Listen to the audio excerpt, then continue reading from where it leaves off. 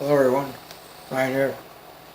Today I'm going to review a book titled Utopia by Thomas More. And I'll just go ahead and read the synopsis on the back here. It's pretty short. In Utopia, More paints a vision of the customs and practices of a distant island. But Utopia means no place, and his narrator's name, Hythlodaeus, translates as dispenser of nonsense. This fantastical tale masks what is a serious and subversive analysis of the failings of More's society, advocating instead a world in which there is religious tolerance, provision for the aged, and state ownership of land. Utopia has been variously claimed as a Catholic tract or an argument for communism, and it still invites each generation to make its own interpretation. So, yeah, that's a pretty decent synopsis of Utopia. Now, of course, this was written sometime in the 1500s, and it's a fictional tale, of course, about this guy who I guess is kind of an explorer. He comes across this island called Utopia, and on this island is a society in which nobody really needs anything. Nobody, in other words, all the basic needs are met, such as food, shelter, clothing, medicine. And of course, the way this is done is primarily everybody within this society are taught at a young age how to work the land, how to plant and grow their own crops, and eventually, when they get to a certain age, they start help out with the growing and the farming and the harvesting of crops. So essentially, everybody's primary job in this society is that of a farmer. And of course, there really seems to be, there's no debate about it. It's kind of one of those things where, you know, if you live on this island, you're pretty much expected to be a farmer. And of course, that doesn't mean that nobody's allowed to explore other career avenues, because they're free to do so. Whenever they're not farming, they're free to do anything else they like. Of course, as long as it doesn't disrupt, farming, or especially or other aspects of society, to the point where it causes distraction and all that, and I guess you could say it does have kind of communistic or socialistic undertones or overtones.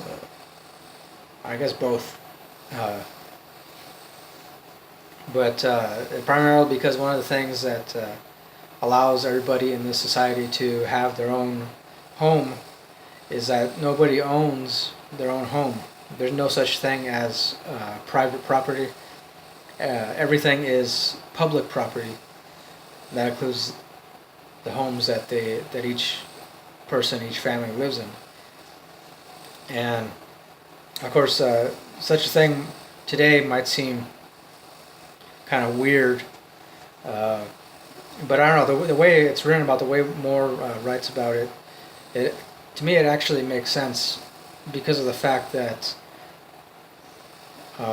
since everybody has their homes, since nobody owns their homes, they don't have to worry about, well, first off, they don't have to worry about building a home, and they also don't have to worry about maintaining the home, as far as when it comes to regular maintenance or whatnot, because then there are groups of people that help to maintain each home, and that service is provided, of course, through the government, through the local government.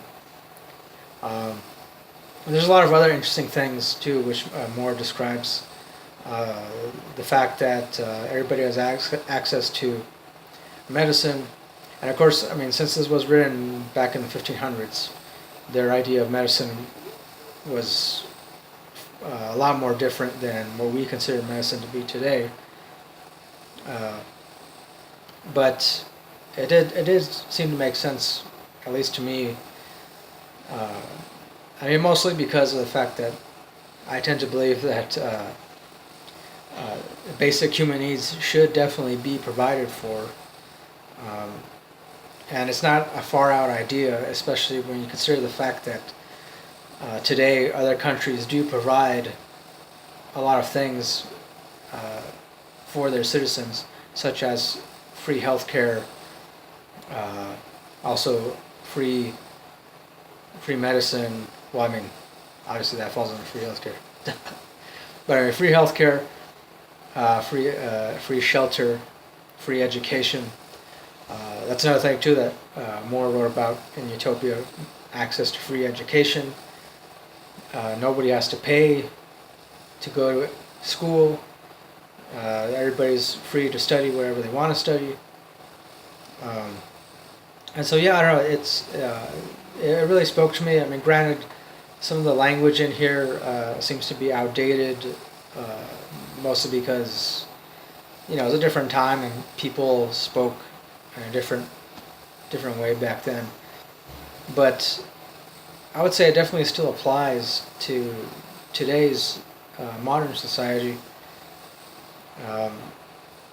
Of course, I mean, with a couple of exceptions here and there. Of course, the first half of the book, I definitely agree with a lot of what's mentioned in it.